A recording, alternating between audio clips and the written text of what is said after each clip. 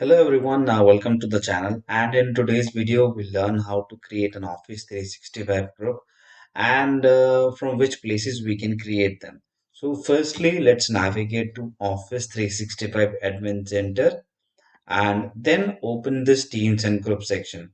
After this, let's click on Active Teams and Groups. So this is the page which will open up. Now here we have two options in Microsoft 365 Groups. First one is add a team and second is add a Microsoft 365 group. So let's open it one by one and create them, and let's see what is the difference between add a team and add a Microsoft 365 group. So firstly, if I click on add a team, there will be setting up process is open up, and you could read out the message as well that a team provides a place to chat and collaborate on Microsoft Teams. It means that it will give you Microsoft Teams, and also it says that it include an email address for contacting everyone on the team. Means it will give you a group mailbox as well, so that anyone wants to drop an email to the group mailbox, they can drop them. And a SharePoint site. I mean, it will also have a SharePoint site wherein the files could be stored. And likewise, you can also share the file via Teams as well. So, in order to get started, what we need to do is we just need to give one name to it. So let's give it a name so that we can easily recognize Office 365 only team. Okay, like it says that add a team. So we are right now just giving it only team. Okay, once you are satisfied with the name, click on next, and you need to define one owner to this. So let's define my name.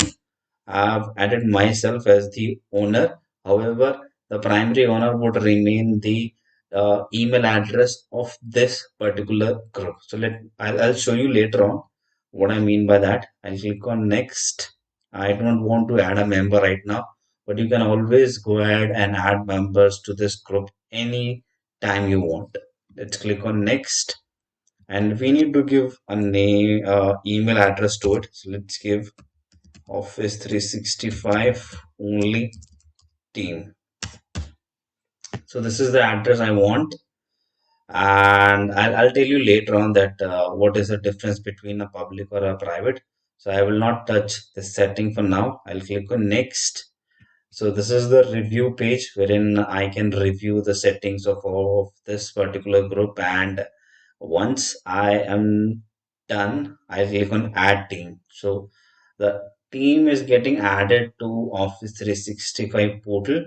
Once it is done, we'll see, okay, what we got in this group. So it's created. Let's click on close. Okay, let's come up here. So now you could see that team is created, and we could see that sync status is cloud. It means that it is synced. So team status, that there should be a Teams icon associated with it, but it is not created yet. But not a problem. We can definitely go ahead and create it. I'll open this. Okay, and let's see what we got. So in this general information, we have the name of the group, which is only Office 365 only team. And like I said, the primary owner or the primary email address will remain this. Okay, and we have other information like when it was created, the email address of the site collection. The SharePoint site is also associated with it, so we have the site address as well. You can visit the site by clicking on this option, and you could also open the same group in Teams by clicking on open in Teams. Okay, so this is what we get when we create a team. Okay, now let's quickly go ahead and create another Microsoft 365 group, but this time we'll use that add a Microsoft 365 group option. Okay, now you can see the team status is now, it's showing that it has a team right now. All right, let's look into the other option, which says add a Microsoft 365 group. I clicked on that and I'm just giving a name to it, Office 365 group. Okay, and you can just read it out. It says it will help collaborate. So it means that it definitely having a SharePoint site, and it says collaborate, so means that it definitely having a Teams associated with it, so that user could collaborate, and email address for contacting everyone. Likewise, you could drop an email to the group email address, and whosoever ever edit is as a member of this group will receive an email. Okay, so it means that this group will also having Teams to collaborate on chat, SharePoint to store the document, and an email address. So this is exactly like the same. And I hit next, assign owner. I'll assign myself as the owner. Okay, I'll hit next, enter. I selected my name. I'll click on add, next. Members I'm not adding right now. And the email address would be Office 365 group. Okay, so it's available, seems to be available right now. And if you scroll down, you see that add a Microsoft Teams to your group. If you uncheck it right now, you will always get the option to add Microsoft Team later on. However, let's keep this checked because I want the teams to be created as well. Create group. Okay, so we have seen both of the option, and both of the option seems to be providing same capabilities and same functionalities. So you could see that both of the things have the same option to offer.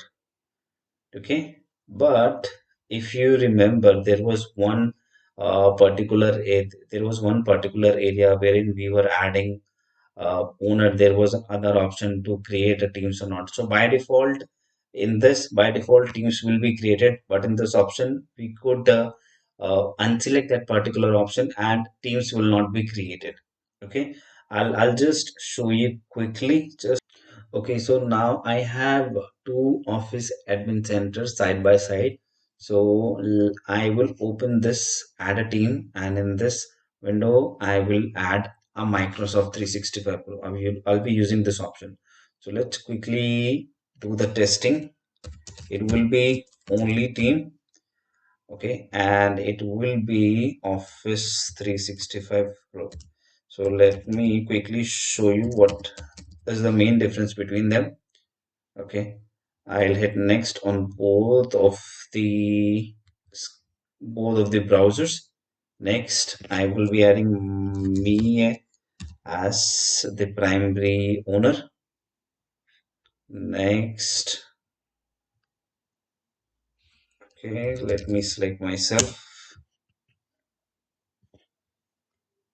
Okay, and I'll hit next on both of them. I'm not adding any member right now.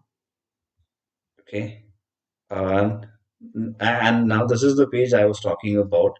So in here, if you see that add a team option does not give you a privilege that whether you want to add a Microsoft team to it or not.